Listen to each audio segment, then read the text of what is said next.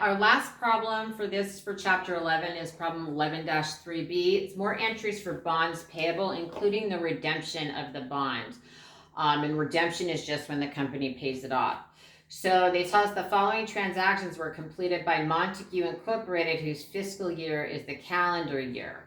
So they tell us that in 20Y1, they issued $55 million of 10-year 9% callable bonds dated July 1st. Okay, so callable bonds means that if there's too big of a change in the interest, that the company can repurchase those bonds at any time.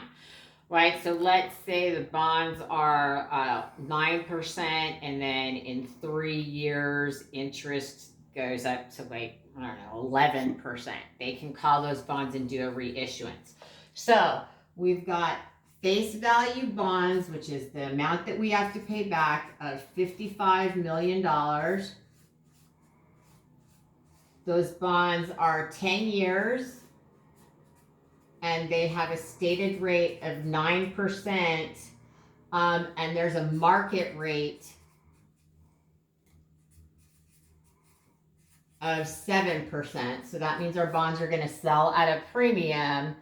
They tell us that we received cash of $62,817,000.40, and they make interest payments on June 30th and December 31st. So we've got interest payments every June 30th and December 31st. So the first thing they want us to do is on July 1st, they want us to record the issuance of the bond. So if we're going here on July 1st, we know that the problems told us that we've received cash of $62 million. I'm going to debit cash for $62,817,000.40. The face value of the bond and the amount I'm going to credit to bonds payable is only $55 million. Since I sold it for more than the face, that means the difference is going to be the premium on bond payable. So premium on bonds payable is going to be credited for the proceeds, $62,817,040, minus the $55 million face value. And so the premium on this bond issuance is $7,817,040. And then we're going to credit bonds payable for the face value of $55 million. So that's our first journal entry. And then on December 31st, they say paid the semi-annual interest on the bonds. The bond discount amortization of $390,852 is combined with the semi-annual cash payment. So we don't have to calculate out the amortization amount. The problem's just giving that to us. So we're going to calculate out the interest payment. So on 12/31, we're going to calculate out the interest payment is going to be $55,000. So I'm going to make this the cash pay. So we've got the cash payment, $55 million times the 9% stated rate times 6/12, and that's going to give us semi-annual cash payment of $2,475,000. And the amortization amount, which the problem gives us, amortization of the discount, the problem tells us, equals $390,852. And so our interest expense is going to be the $2,475,000 minus the amortization. So our interest expense every 6 months is going to be it's going to be the $2,475,000 minus the $390,852. So interest expense is going to equal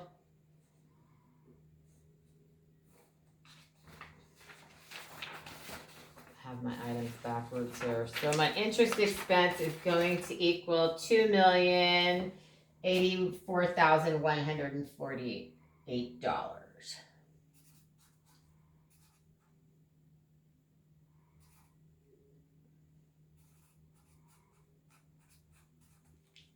Oops. So now we can do the journal entry. So again, on 12/31, I'm going to move that here. We debit interest expense for the $2,084,148. We are going to debit the premium on bonds payable. Remember, we used the straight line method for that. They gave us that. When you have a premium, it decreases total interest expense from the cash that's actually paid. And the cash payment is $2,475,000. So that's in year one. And then in year two, they want us to record the journal, the interest payment, and the amortization on the bonds for June 30th and December 31st. So if we go here to 20Y2, we're going to find that on 6/30, we're going to make the same journal entry. So the interest expense doesn't change.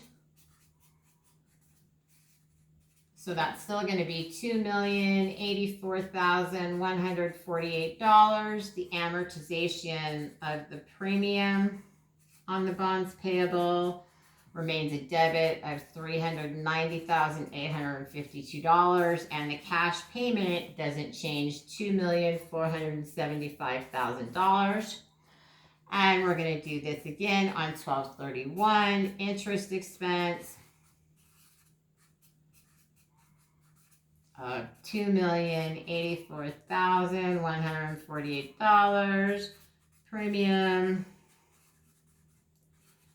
on bonds payable $390,852, and credit to cash of $2,475,000. So that takes care of year two. And then they ask us, they say in year three, recorded the redemption of the bonds, which were called at 103. And that means that the company, when it means that we paid 103% of the face value to buy the bonds back. Let's say if it had said issued at 99, we would have paid 99% of the face value. They also tell us that the balance in the bond premium account is $6,253,632 after payment of interest and amortization of the premium have been recorded. So they want us to record the redemption only. So this is going to be year 20Y3, and we redeemed on June 30th. So we need to debit the bonds payable account that we credited here for the full $55 million. We also need to debit the premium on bonds payable amount, which the problem told us the amount that's left in that account is $6,253,632. We received cash of $56,650, and the difference here is going to be a gain on the sale, or no, gain on redemption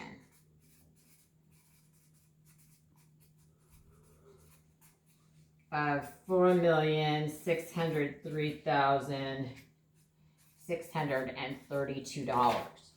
So that's part one. In part two, what they tell us, they say indicate the amount of interest expense in Y1 and Y2. So for two, we've got interest expense in 20Y1 just equals that initial interest expense of $2,084,148.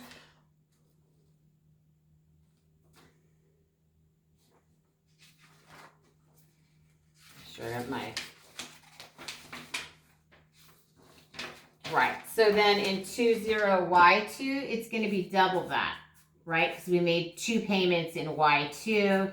So that's going to come to $4,168,296, which is the $2,084,148 times 2. So that's what we have there. And then for number 3, they want us to determine the carrying amount of the bonds as of December 31st.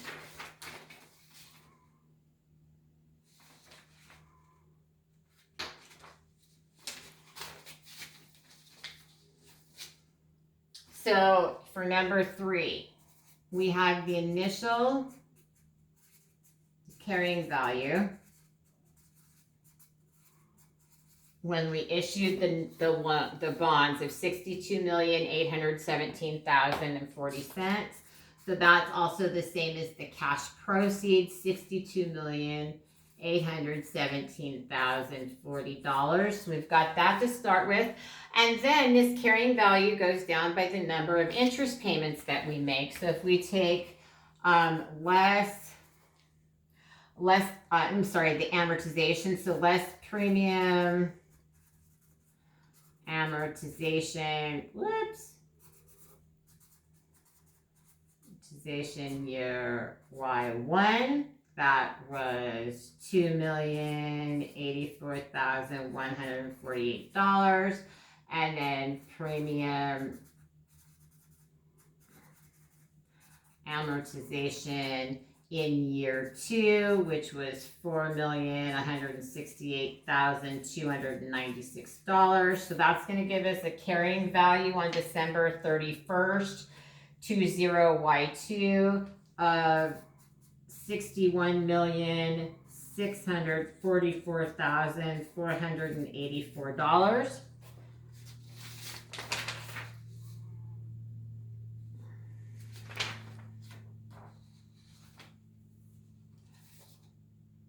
And so that is how we solve the problem. Remember, the gain on the sale is going to be difference between the cash proceeds and the face value of the bond.